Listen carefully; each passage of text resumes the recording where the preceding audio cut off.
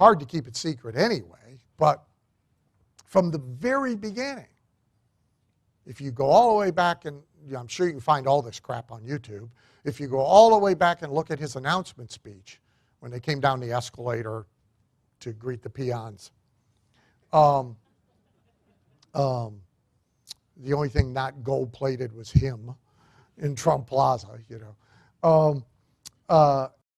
The whole first part of that speech is, I'm like really, really rich. And he kind of never misses saying it, right? And he goes to the state fair with the Trump helicopter and gives the kids rides on the Trump helicopter. Right? So massive disclosure, right, about this. Romney, timidity about it.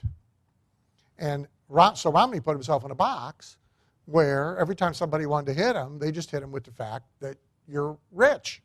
And that, therefore, is bad. You can't, there's no way to hit Trump with this. It's good.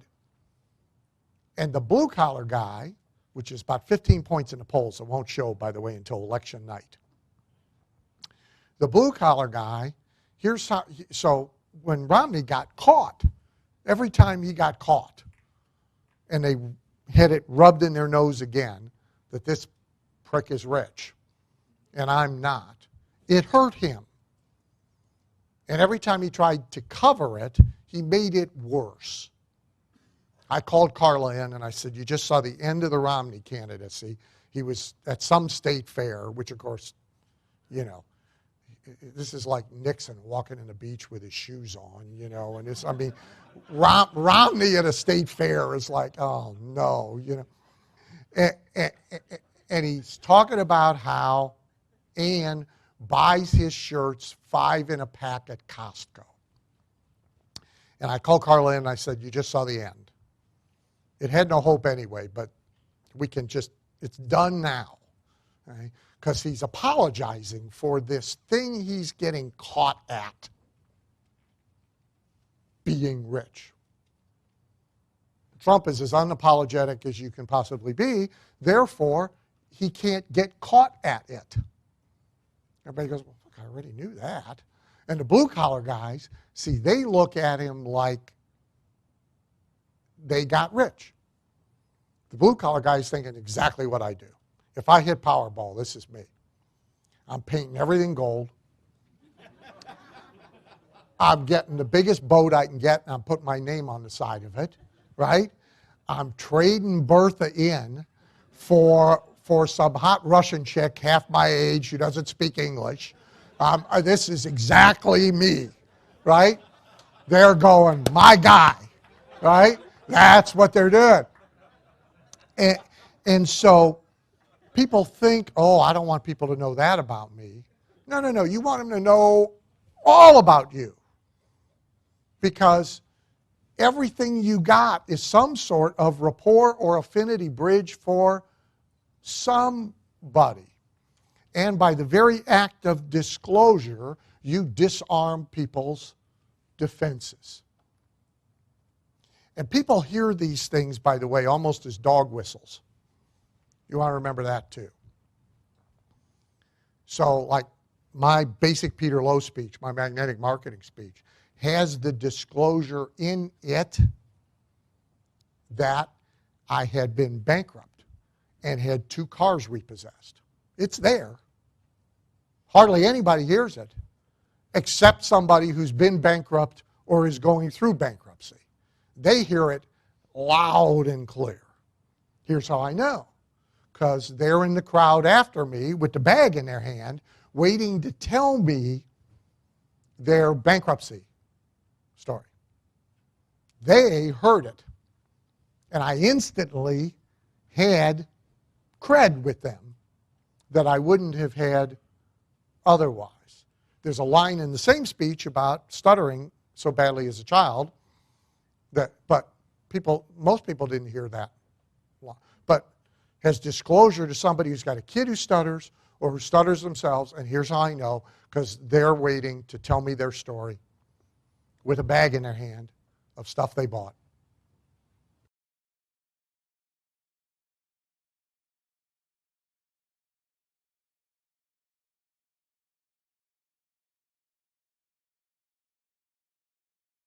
after my speech. By the way, the bankruptcy people all wait till the end when almost everybody's gone. And then there's like 5 of them. And they're all, oh, you too? Yeah, it's not that uncommon, you know. What's the stat, by the way? You know, what's the percentage of the population? Do you know? It's more than 10% of the population, right? Every year is going bankrupt. I mean, it's not a, you know, it's not a small number, and a good percentage of them, by the way, are entrepreneurs. So these disclosures work. They don't hurt. And in many cases, see, they're not really paid attention to by people that they don't matter to, but to people that they matter to, they build a bridge for you. So disclosure is really very disarming. Transparency itself fascinates people. Penn and Teller, one of the things they're most famous for is 3-card monte with clear cups. Because nobody else does it that way. And people think, well, they're like showing me how it's done. They aren't, of course, but it feels like they're showing you how it's done. So people worry about that too. Well, I don't want to let them know how I do what I do. Then they'll go do it themselves. No, they won't.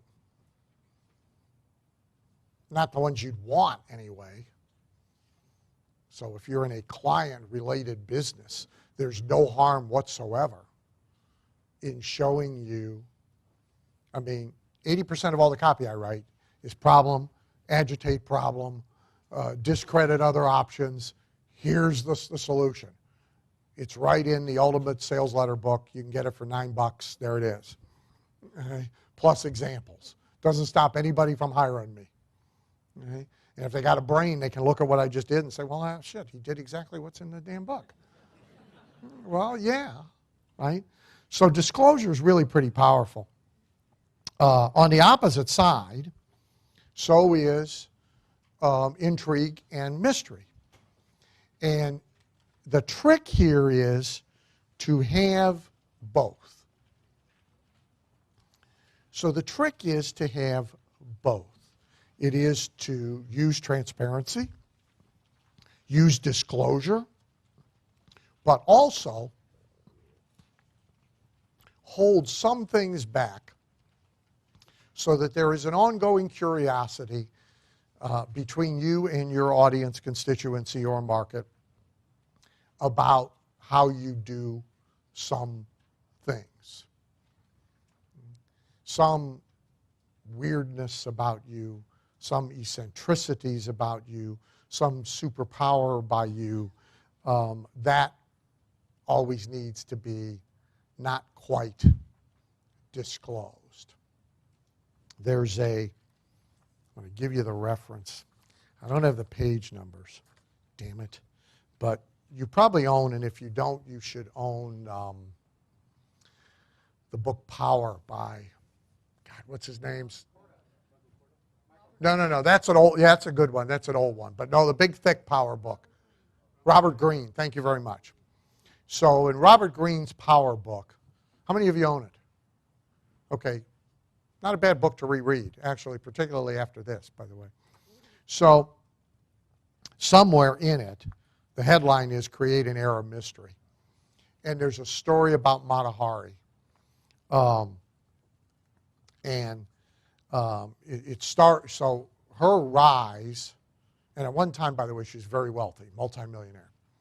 Her rise began in 1905, and rumors began to spread throughout Europe of this exotic person, actually an exotic dancer. And the public wanted to know about her, and so her whole story, when she would come to salons and dance, she would talk about the time she spent in India and how she learned these secret exotic mind control moves from Indian masters. And she had a story about Her grandmother was a Javanese princess, and she had lived on the island of Sumatra, where she spent her time horseback riding, gun in hand, and risking her life. She was compared to an Indian goddess. By the time she performed for the first time, she was a cult figure. Everybody's trying to get in the room to see her, and you kind of got to know somebody. Only during her trial, because she was finally executed as a German spy, did the truth come out. She was not from Java or India, had not grown up in the Orient, did not have a drop of Eastern blood in her body. Her real name was Margaretha Zell, and she came from Friesland, Holland. And when she got to Paris in 1904, she had 1 franc in her pocket. And she created this whole mysterious persona and story around her that kept people wanting to know more and more and more about her. And then the telephone game, see, that starts with people. So now he tells a story about you to him, and he embellishes it without you having even to embellish it. And it gets retold and embellished and retold and embellished and retold and embellished. So in any population, any controlled group, an industry, a profession, a community, the story starts to build and take on a life of its own.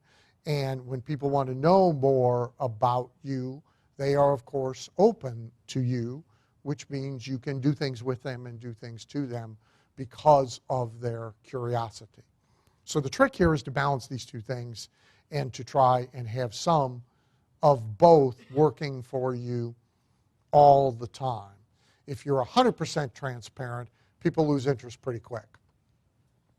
Been there, done there, got that, right? If you are 100% mysterious, people get frustrated and they don't trust you because they don't feel like they know you.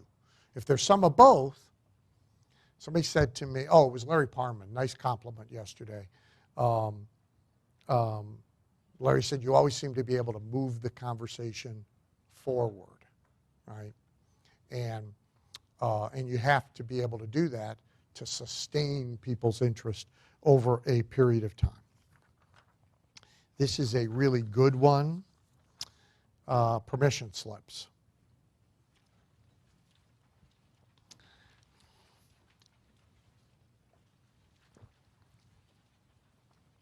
People want to do things. They want to think things.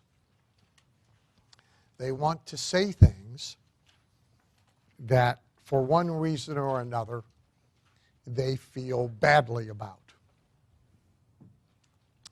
And so they either try not to think them, say them, or do them, or they keep it to themselves and sort of feel this shame about it.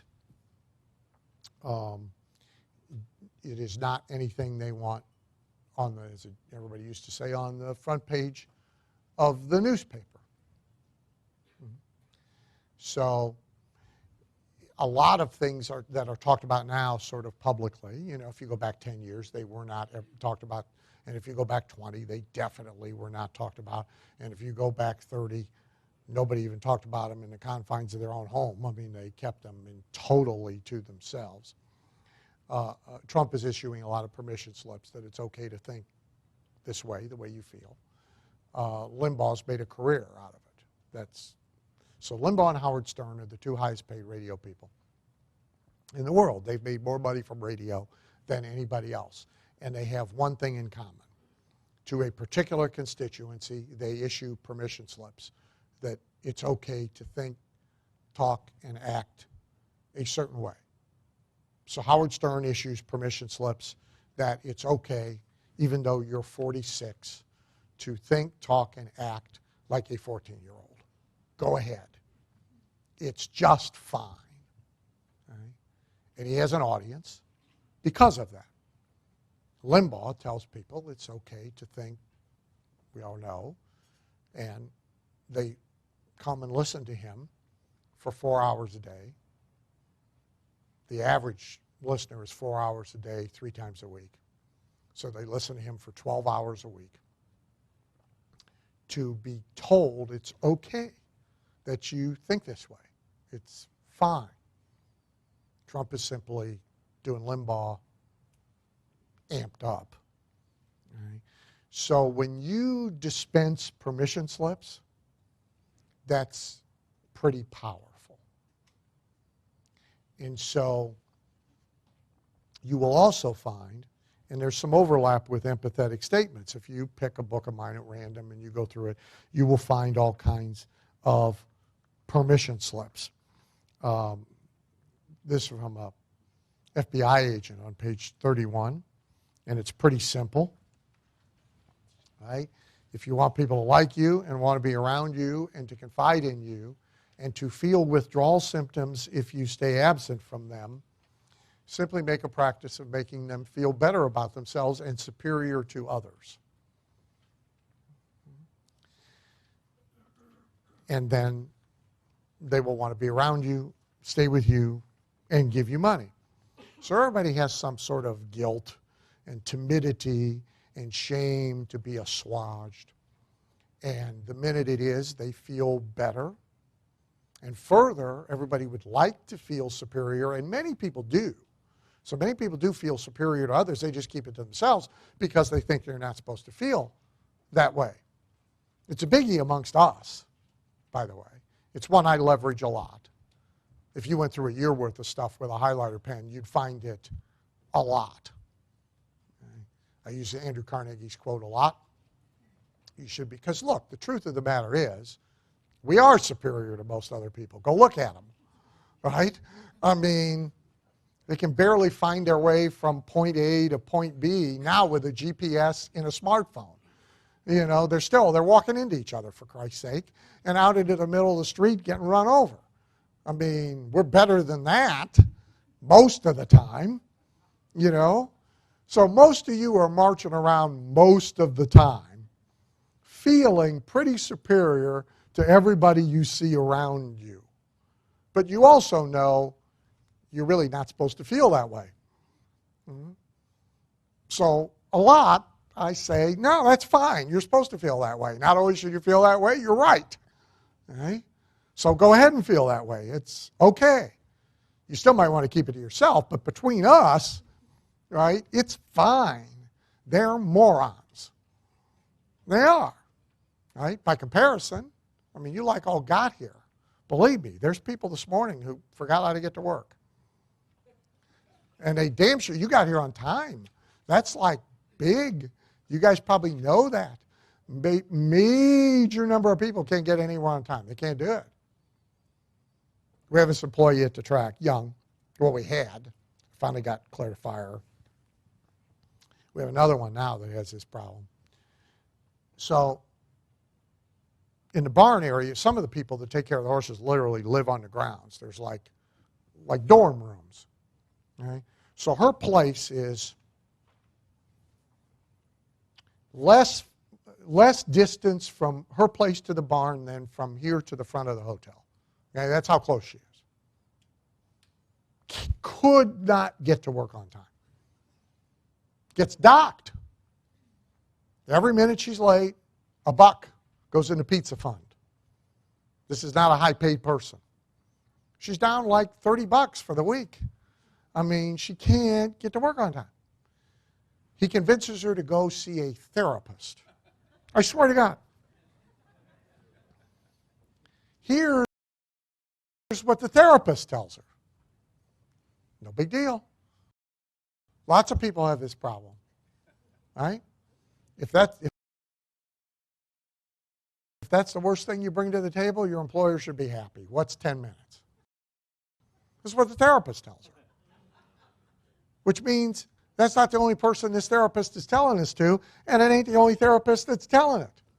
I see a Social Security disability category coming in the near future. Can't get to work on time? Stay home. We'll send you a check. Right? I can see it coming. Right?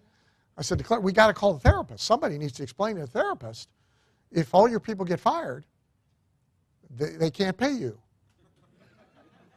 This is This advice is not in your best interest, and you should consider your best interest first, the patient's best interest second, but,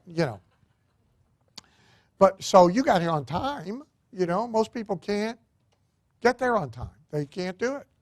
So you want, you are better, but you really can't, you can't get drugged by your spouse to the family gathering and look around at all the idiots, and you can't voice that.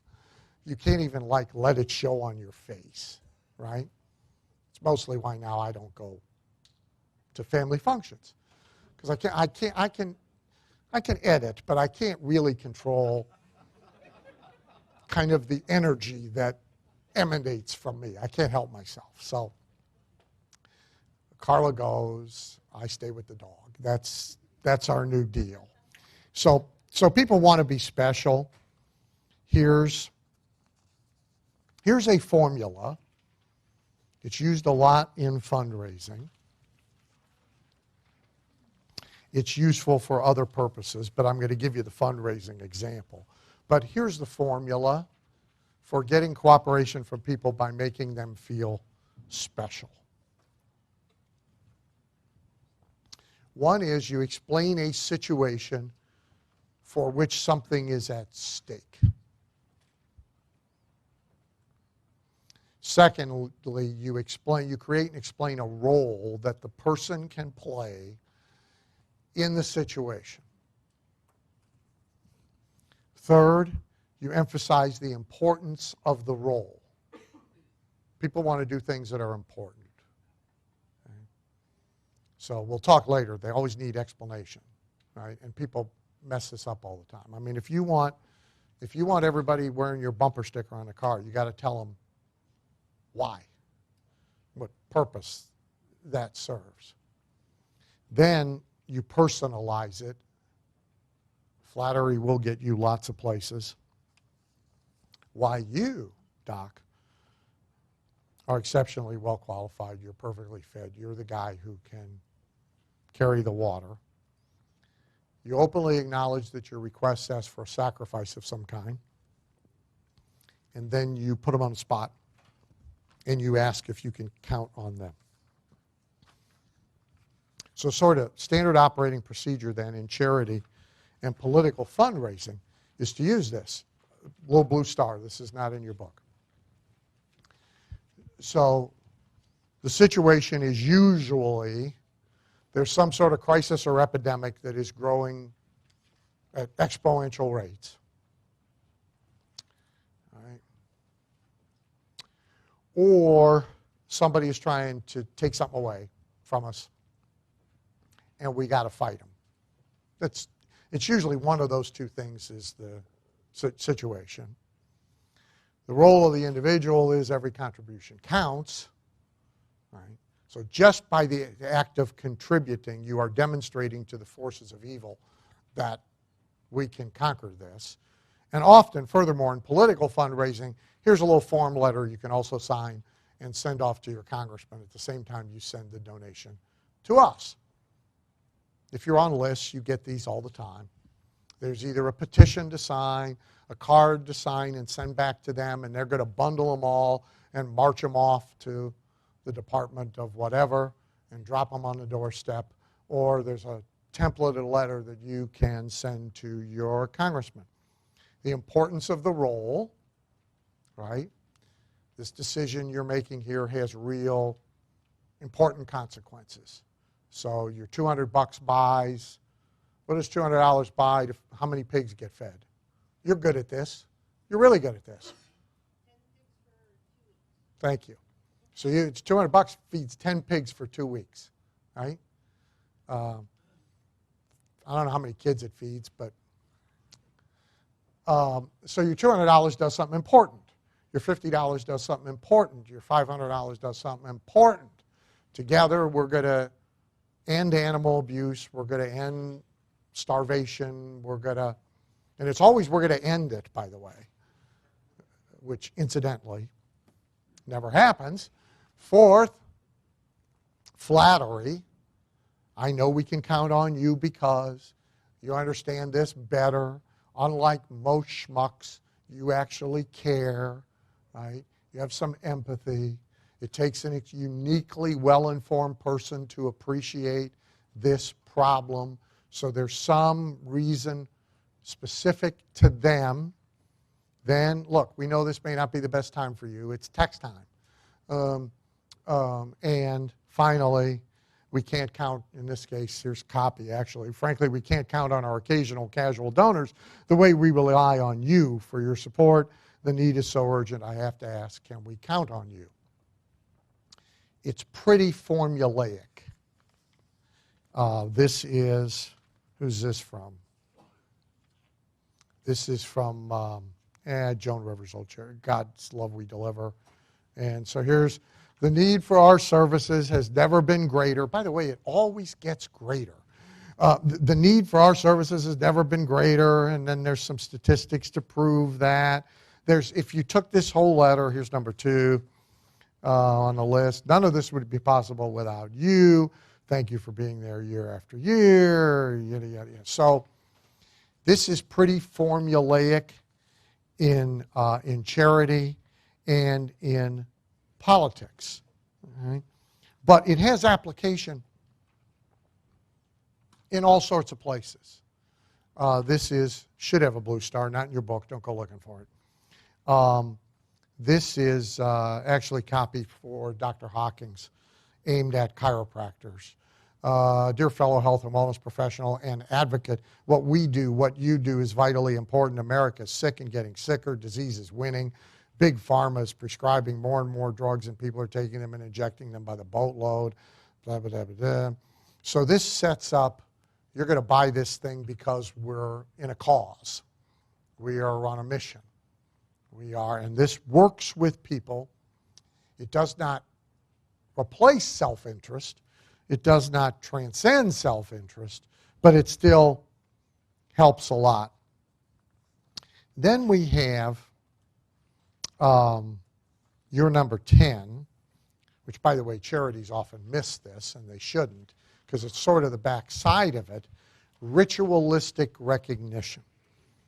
Let's talk about this a little bit, and then we will take a break. I noticed some college, forget which one, is in the news a week ago.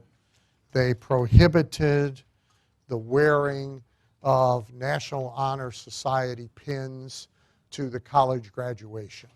So if you had earned your National Honor Society pin, you couldn't wear it to the college graduation because it was demeaning and discouraging to the students who were not members of the National Honor Society. But ritualistic recognition is everywhere. Otherwise, they wouldn't have a graduation ceremony, right? So I worked with a client years ago. Jay's probably the only one in the room who would know Pete Fernandez, I think, but if anybody else does. So Fernandez was very big in practice management. Late 70s, early 80s? Jay left the room, huh? What did he go, back into the witness protection program and leave the two of you behind? Yeah, well, you're way too young for this. You're of no help. Late 70s, I think, early 80s. I lose track of my own life now. But so Fernandez had one of the, maybe the second biggest, we would call it coaching today, practice management programs in chiropractic.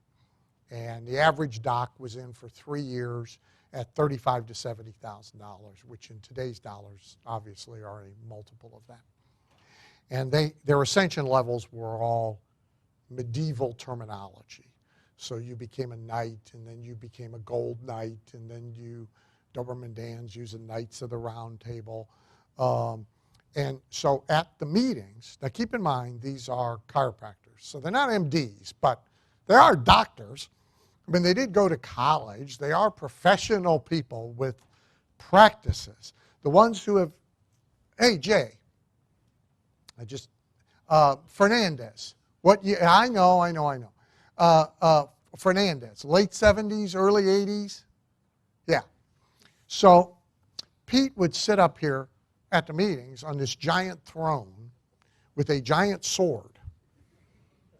And the doctors would come up to be knighted, sword on each shoulder, right, as they joined the Knights of the Round Table, which, was all tied to how much money they gave them. And they would have this ceremony at every meeting.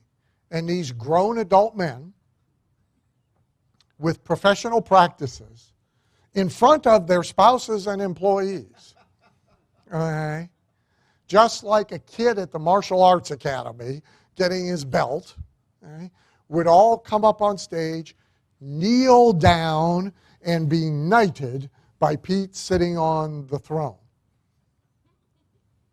I already understood this, but the first time I saw it, I went, holy shit. All right? I mean, you got to have some brass ones just to concoct this. I mean, but we should never lose sight of how powerful this is because it's baked into us as kids. We start the desire for ritualistic recognition. It's baked into us. School, Boy Scouts, church groups, all of that. And so this drives, so that the business now Nick has obviously joined. By